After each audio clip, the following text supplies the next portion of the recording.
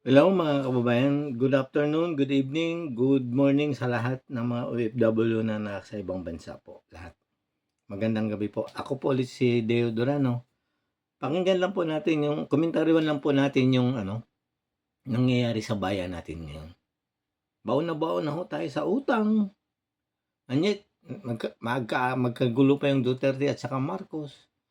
Saan po talaga nag-umpisa itong kaguluhan ito? Wala naman akong nakikitang ginawang masama ang mga Duterte sa Marcos. Pagkos tinulungan pa itong mga to. Diba po mga kababayan? Alam niyo naman po yan eh.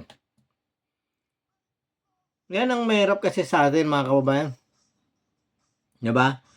Ang hirap po mga kababayan sa kalagayan natin ngayon. Kasi bakit mga kababayan? Sobra na po ang taas ng presyo ng mga bilihin. Gasolina, pagkain, dilata, sa grocery. Sobrang taas na po. Hindi na po bumababa. Panty na lang po yata bumababa ngayon, mga kababayan. Nagkaroon ng magandang ginawa ang mga Duterte sa mga Marcos. Pinalibing yung tatay, tinulungan ni BP Sara Manalo. Nanalo. Oh.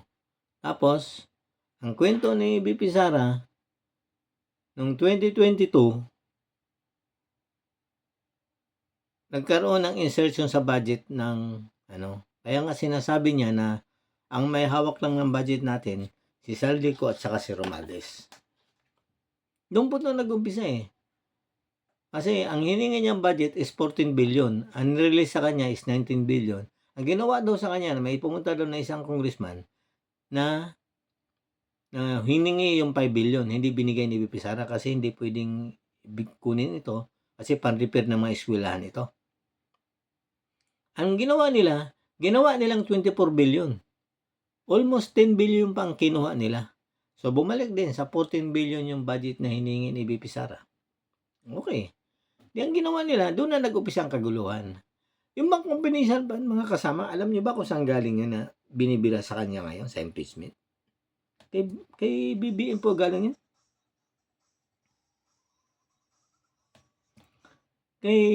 Sa Office of the President po yung galing. Yung pong combination fund na 125 million na sinasabi nila. Ang pag-liquidate po niyan, nakalagay po sa isang sobrang sealed envelope. Nasa batas po yan.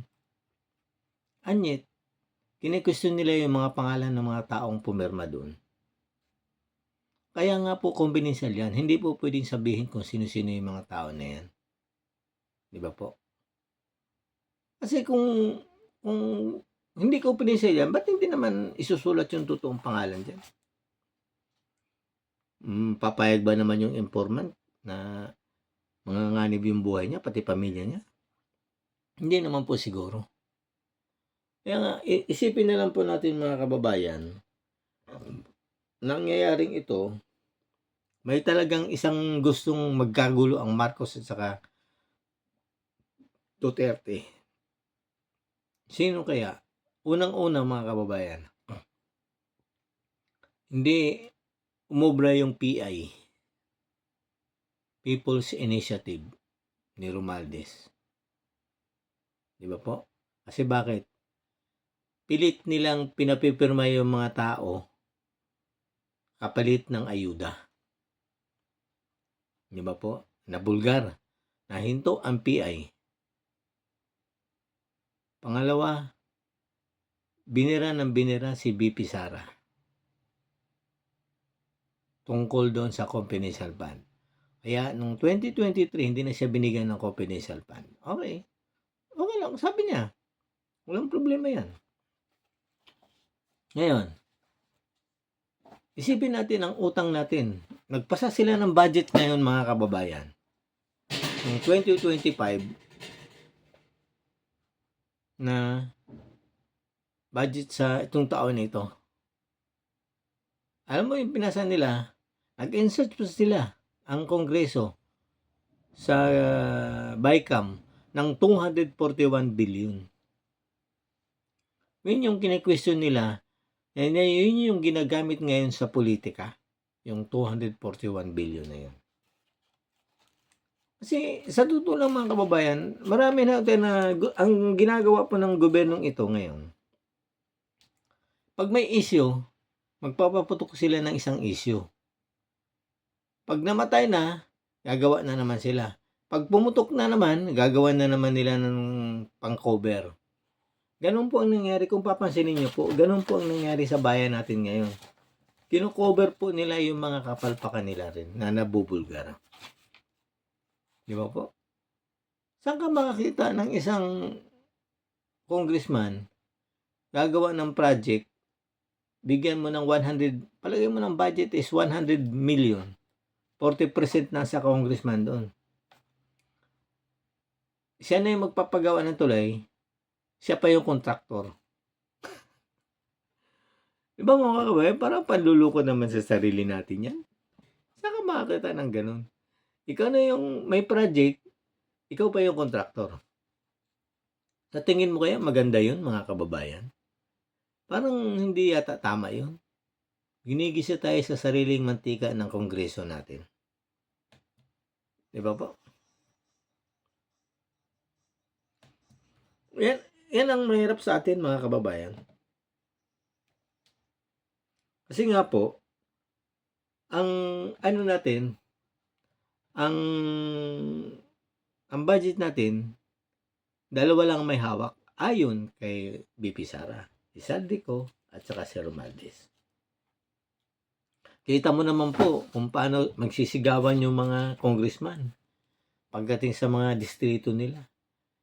Si Luis Tru halos mapatidan ng litid yun kasi sigaw na kung hindi dahil kay Romualdez, walang AX. Kung hindi kay Romualdez, walang tupad. Kung hindi kay Romualdez, walang ayuda. Di ba? Pera ba ni Romualdez lahat yan mga kababayan? Sa tingin ko po, ang target talaga nito sa mga Duterte kasi nga threat po talaga nila sa kanila si Duterte pagdating ng 2028. Kasi wala nitong Marcos 2026 ano na yan.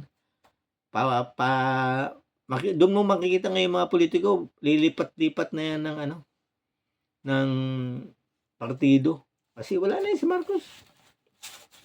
Wala nang mapapalayan.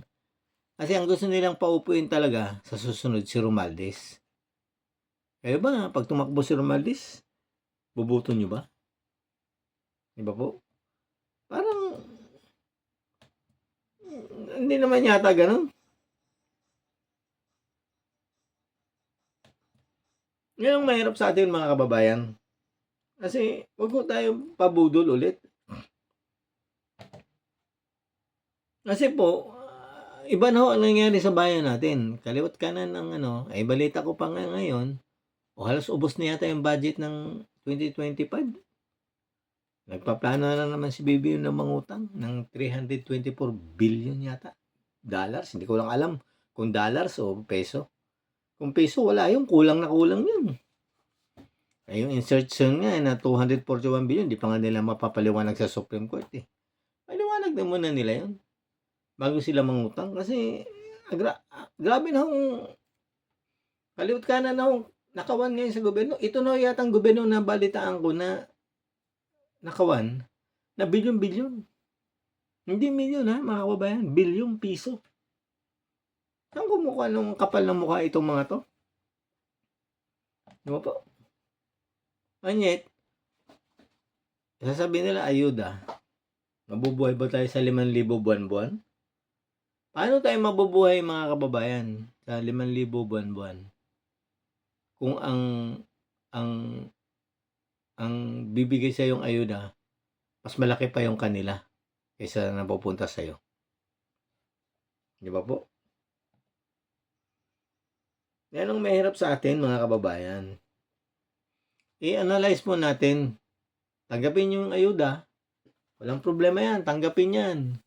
Pero sana naman po, isipin nyo rin po sana yung magiging resulta niyan. Kasi kaliwat kanan na po talagang nakawan. Hindi na million. Bilyong piso na po ang nawawala sa kaban ng bayan. Hindi na po ito labanan ng Duterte at Marcos. Ito po, bayan na po ang pinag-uusapan nito. Papayag ba tayo mga kababayan na ang pera natin kung sino-sino lang ang nakikinabang? Mga politiko na hinalal natin na ginamit ang tayong mga taong bayan para maalala sila sa gobyerno, anyet inuuna nila yung mga sarili nila para lang sa sarili nilang kapakanan. Yumaman sila. Mga kababayan, isipin po nating mabuti, hindi po ito labanan ng gobyerno at ng Duterte at Marcos. Tayo po ang apektado rito mga kababayan. Wala ho kayong mababalitaan kung anong project ni Marcos ngayon. Meron man mga minimal lang. Anyet, hindi niya tinututukan yung ekonomiya natin. Wala na nga investor na pumapasok sa atin mga kababayan kasi grabe pong kakurap ang gobyerno ngayon. Wala ho. Wala akong project si Marcos na malalaking tulay dyan. Anyet, wala nang pumapasok na investor. May nabalitaan ba kayo?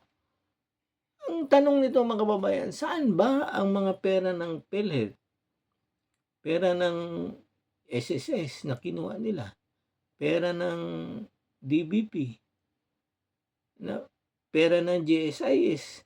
Bilyon-bilyon pera yun. O nasaan na yung Maharlika Fund na sinasabi nila na yung pera na kinuha nila sa mga sangay ng gobyerno na yun, ininvest nila sa Maharlika Fund? May balita ba kayo sa Maharlika Fund mga kababayan? Wala. Kumita ba ang pera natin doon? Wala. Hindi nga natin alam. Baka mamaya nasa bulsa na rin nila yun. Mga kababayan, wag ho tayong palukong mga kababayan. Kasi ang gusto nilang mangyari, pag natapos si Marcos, si Romualdez ang pauupuin. Kasi po, kaya nga po nila gustong i-impeach si BP Sara kasi yun ho ang threat nila sa ngayon. Kaya sana mga kababayan, mag-isip-isip po tayo mabuti. Kaliwat kanan na po ang nakawan ngayon. Bilyong-bilyong piso na po. Hindi po biro, mga kababayan. Sana mag-isip po tayo ng ibubuto natin ngayong halalan. Sana i-check po natin yung balance. Ako mga kababayan, kung talagang masaya kayo sa pamumuno ni BBM ngayon, iboto nyo alyansa. Boto nyo lahat. Bahala kayo. Ano po yan? Karapatan nyo po yan. Pero kung hindi na ho kayo masaya sa pamumuno ni BBM, iboto nyo po yung PDP laban. Para ma-check and balance po. Kasi grabe na hong kaliwat kanan ang nakawan ngayon. Hindi na po biro ang nangyayari sa bayan natin mga kababayan. Tayo ang apektado yan, hindi po sila. Sila patuloy ang nanakawan dyan sa gobyerno. Tayo, patuloy ang paghihirap natin. Sana maintindihan nyo po. Hindi na tayo asensyo dito. Patuloy, habang nag-aaway sila, nagnanakaw sila dyan sa kaban ng bayan, tayo ang naghihirap lagi. Mahihirap. Di ba po, mga kababayan? Mga kababayan, ako po ulit sana maiisip niyo po, ako po ulit si Deo Durano.